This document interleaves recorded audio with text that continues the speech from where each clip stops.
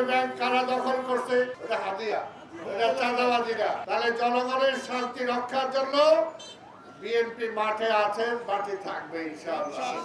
দেখতে পাচ্ছেন প্রতিদিন পরিবর্তন হচ্ছে। আমরা জনগণকে অনুরোধ করব, শুধুমাত্র সিটি কর্পোরেশনের পক্ষে ঢাকা শহর পাল্টানো সম্ভব না যদি আপনারা সহযোগিতা না করেন। চিকনগুনিয়া, ডেঙ্গু রোগ সামনে আসতেছে। এখন থেকে যার যার বাড়িঘর পরিষ্কার রাখতে হবে, বাড়ির আঙ্গিনা পরিষ্কার রাখতে হবে। কোথাও কোনো পানি যেন 2 দিনের বেশি জমে না থাকে সেটা পরিষ্কার করতে হবে আপনাদের। তাহলে দেখবেন এই ডেঙ্গু রোগ থেকে আমরা বাঁচতে পারবো।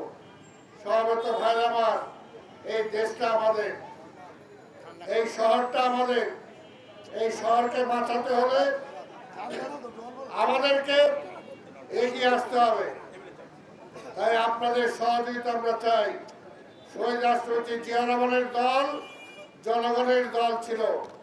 তাই বারবার যখন এই দেশে সংকট এসেছে, মানুষ শহীদ জিয়ার দলকে ভোট দিয়েছে।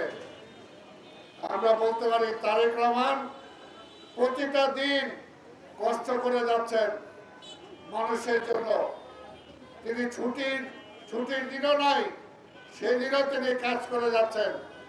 তাই এমনি ভাবে যদি কাজ করা যায়, জিয়া রহমান যেমনি বলেছিলেন মানি ইজ নো প্রবলেম, আমাদের নেতা তারেক রহমানও আজকে জনগণের কল্যাণে কাজ করছেন।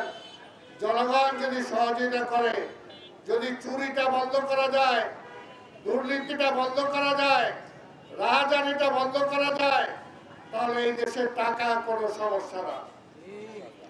আজকে বিরোধী দলরা বলে চাঁদাবাজি। চাঁদাবাজি কারা করে রে ভাই? ইসলামী ব্যাংক কারা দখল করছে? কারা দখল করছে? তাহলে ওটা কি দখল না? ওটা হাদিয়া, ওটা চাঁদাবাজিরা। এই কারণে বলবো আজকে ইসলামী ব্যাংকের কেএমডি নাকি পরিবর্তন হয়েছে, তাইটার জন্য আন্দোলন। কেন? আপনাদের চোরের ব্যবস্থা করে দিতে হবে।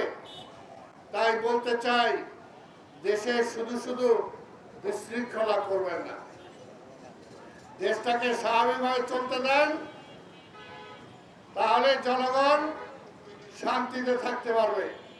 আর জনগণের শান্তি যদি নষ্ট করেন, তাহলে জনগণের শান্তি রক্ষার জন্য বিএনপি মাঠে আছে, মাঠে থাকবে ইনশাআল্লাহ। কি বলো, বিএনপি মাঠে আছে? বিএনপি মাঠে আছে। মনে করেন না অনেকে হুমকি দুমকি দেয় আন্দোলনের মধ্যে দিয়েই নাকি বিএনপি বিদায় করে দিবে। আরে ভাই, কয়টা দিন হয়েছে, অপেক্ষা করেন না। আপনাদের জন্মটা কবে? জন্মটা কবে? কয়টা আন্দোলন করছেন? কাজে ওয়েট করেন, ধৈর্য ধরেন, রুখো যারা, দেখো যারা, তাই না? একটু রুখো, খামোশ হও, খবর করো, দেখো কি হয়, তারপরে সব ঠিক হয়ে যাবে। জনগণের উপর অত্যাচার করবেন না, জনগণের উপরে অত্যাচার করবেন না। জনগণ শান্তি চায়। বহুদিন পরে শান্তি আসার পথ ফিরে আসছে।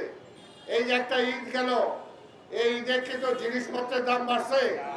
প্রত্যেকটা ঈদের জিনিসপত্রের দাম বাড়ে, এই ঈদে বাড়ে নাই।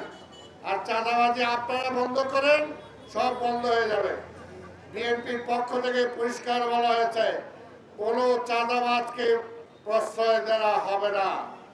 আমরা বলছি, দলের নিবেদিত প্রাণ কর্মীরা 17 বছর অনেক কষ্ট, অনেক পরিশ্রম করছে, কিন্তু তবুও কোনো অন্যায় করা যাবে না। তাদের দায়িত্ব এখানে এমপি হামিদ সাহেবের, তাদের দায়িত্ব আমার।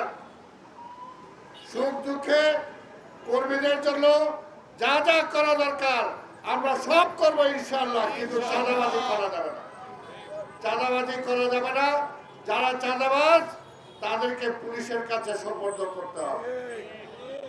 কি কথা ঠিক আছে?